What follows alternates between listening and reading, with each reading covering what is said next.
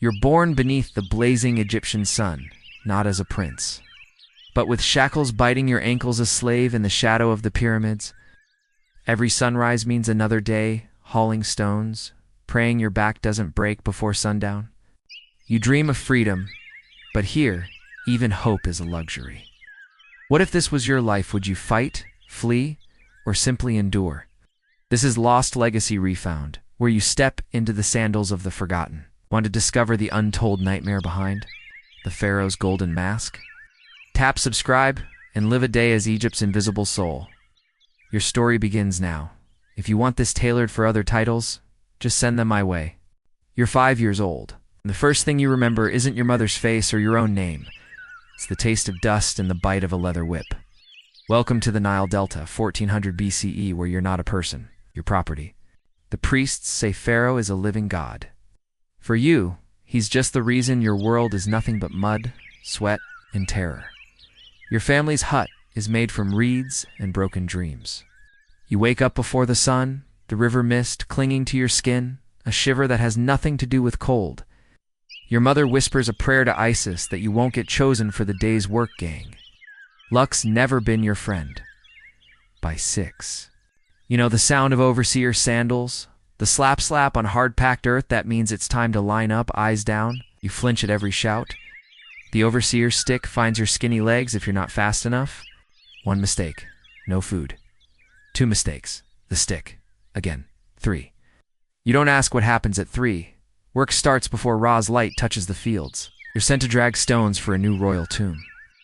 Each slab weighs more than your whole family.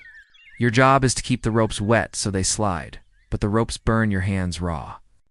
You try not to cry. Tears are wasted water.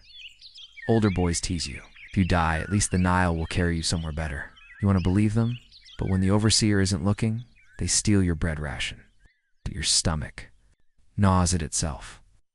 By midday, the heat is a living thing, sucking your breath away. The stone dust fills your nose, your mouth, your eyes. Your shirtless back blisters and peels. Sometimes you glance up at Pharaoh's workers, craftsmen, scribes.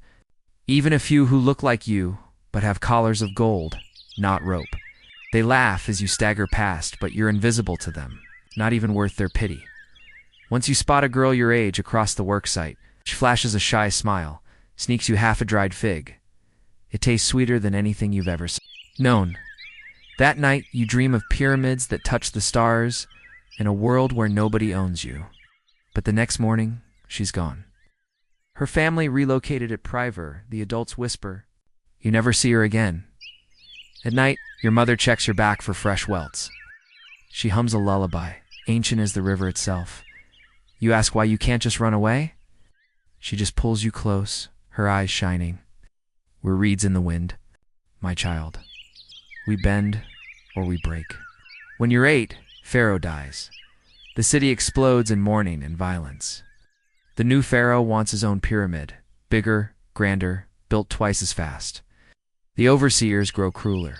Food gets scarcer. They tell you, build well, and you'll live forever in the Book of Names. But you know the truth.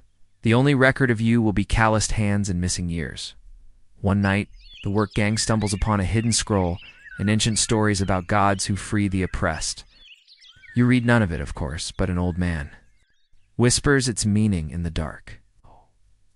They want us to believe our pain is holy. But suffering isn't a blessing, and the river forgets those who drown. He's gone by dawn, one knows where. But the words stay, echoing louder than the whip. You're 12 now, stronger, but not enough. Every day's a gamble. Will the overseer single you out? Will you eat tonight? You watch your mother age in real time, her back bent, her hair a little grayer each day. One evening, you sneak from the barracks to the edge of the great tomb. There you see a scribe. He's alone, lost in his scrolls. He doesn't call the guards when he spots you.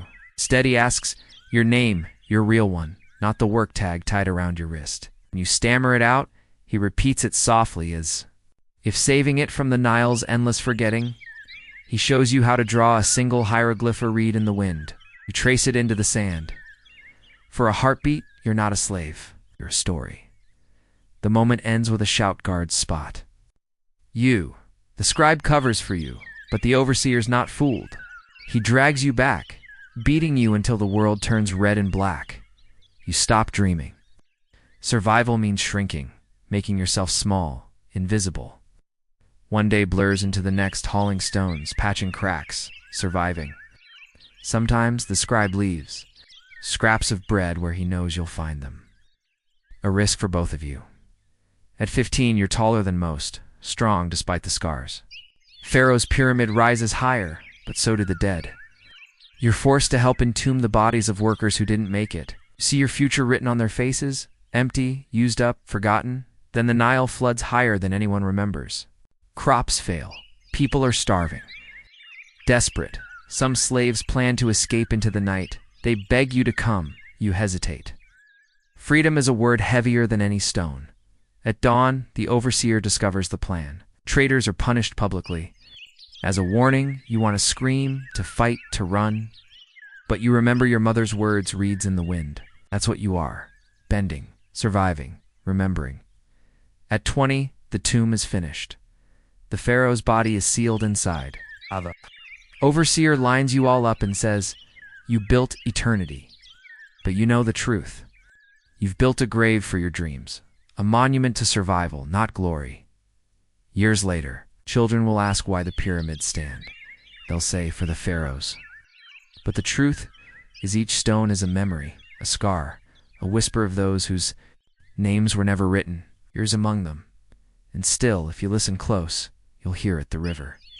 The wind, the song your mother hummed, and the stories no pharaoh could ever own.